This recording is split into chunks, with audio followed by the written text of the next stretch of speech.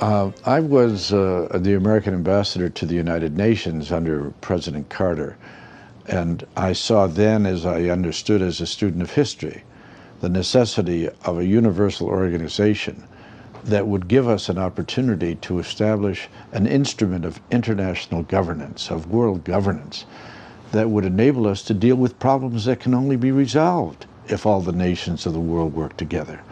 How are we going to deal with the climate problems, the environmental problems, the health problems, the terrorist problems?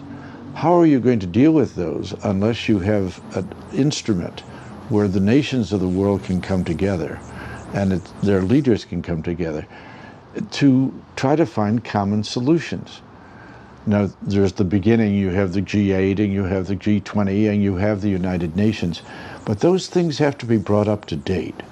New generations have to be brought into the conversation and into the discussion. We live in an age now of miraculous communication through the internet and through all kinds of instruments of modern technology. Those instruments have to be adapted to governance, and therefore groups like the Collegium International, which are trying to say to the leaders of the world, avoid national interests alone. Avoid looking at the world as though it's only your country that's involved. The problems that you're dealing with are the common problems of mankind. And the common problems of mankind require an international opportunity to resolve them. Probably the most hopeful time in my own lifetime was at the end of World War II, when those who had fought that terrible struggle for human freedom stopped and looked at the world they wanted to create. Stefan Essel has written about it in this wonderful book, Indignez-vous. Franklin Roosevelt talked about it when he gave the great speech of the Four Freedoms and said that the only way you could rationalize and justify the terrible brutality and cost of war was to create a different world, a world based on freedom of expression, freedom of worship, freedom from want, freedom from fear.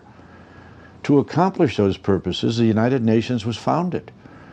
And the first great document that came out of it outside of the Charter was the Universal Declaration of Human Rights. The key word is universal. We began to look at the world's problems from a universal point of view. And I think it's fantastic that the so-called elder statesmen of the world, who have ambition for the world but not for themselves, and who have a wonderful basis of experience, can reach out to the young generations and share that knowledge, share that experience, and help them develop the new instruments of international governance that are needed.